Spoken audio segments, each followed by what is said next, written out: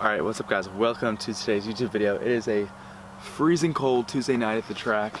It is 4:45, but it's almost dark. But anyway, so today's video, you saw it in the title, how to run a faster indoor 400 meter. That is one of my main events indoors. Gonna go over a few things, but actually any of these things can be applied to sprinting. Any indoor sprint, 200, 400, 300, whatever you want. We'll jump into it. This track is an outdoor track. It is 400 meters, so one lap will be the 400. Indoor tracks, most of them are not like that. None of them are like that. With indoor, typically they're about 200 meters, which is half of this, and they're flat, like this one.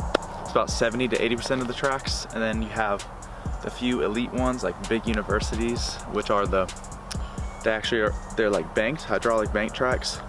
So when you're running, you'll run up on a bank like a NASCAR or whatever.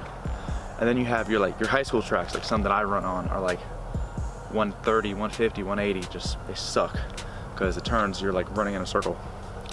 But all right guys, so first thing about the 400 is a sprint. It is a sprint race. It does take some endurance because you got to hold that speed, but the faster your top speed is, the faster you're going to be in the 400. And so especially with indoor 400, you start on the turn, like say you're on 200 track, which is what most of you will be on. You start on the turn and staggered, and you want to get out fast. You want, as soon as that gun goes off, you just want to explode out of the blocks, get off that curve, and you want to try and make up the stagger as soon as you can. I mean, because honestly, if you make up the stagger just mentally seeing that other person next to you in a tighter lane, it just totally fucks you up. So that's something I like to do, is just make up the stagger as soon as the gun goes off. And then most 400s I think are 2-turn stagger, where you're in lanes for 2 turns and you break in. And when you break, indoor tracks, since they're so tight, you don't want to be, like, it's really hard to pass someone and you're not allowed to pass on the inside. I think you gotta have like 2 steps in front of them or else you'll get disqualified if you pass. I don't know, but you want to lead the pack. Like when you break, you don't want to be stuck behind people. That happened to me in races. I'll throw up some clips now where I'd get stuck behind people and like I was screwed. Like I can't pass these kids going around turns because it's just impossible to pass on the outside around such a tight turn. So yeah, get out fast, get in front, hold that lead, and then you gotta be sort of an asshole and sort of not let people pass you. Run on the outside of your lane. Just, yeah, you know what I mean. Okay, so next thing is to do not hug the turns. Especially with me, I am 6'4". I am really tall for a sprinter, and I have super long legs. So when I run, it is cold. I'm having trouble speaking, but when I run the turns, I stick more in, like, I won't even be in the first lane. I'll be in like the second lane because my ankles can't handle that force of being leaned so much. You know what I'm saying. But yeah, do not hug the inside of the turns.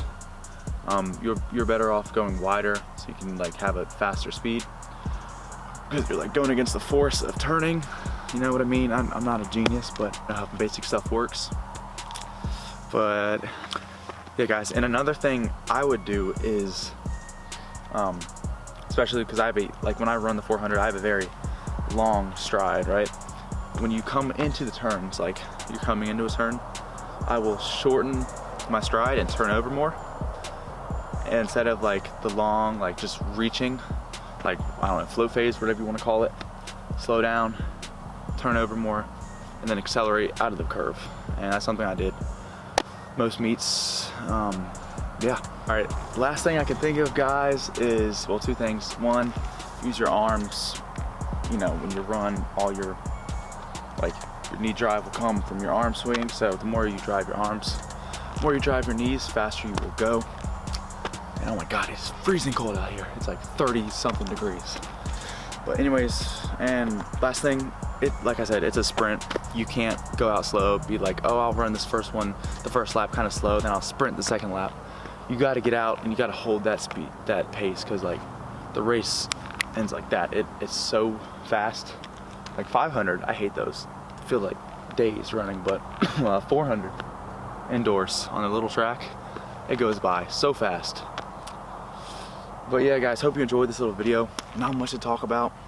Just trying to put out some more informational content for you guys.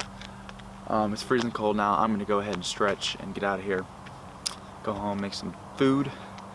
But thank you for watching. Please take a second out of your day. Hit like, subscribe, comment. All that typical YouTuber stuff. And I will see y'all in the next one.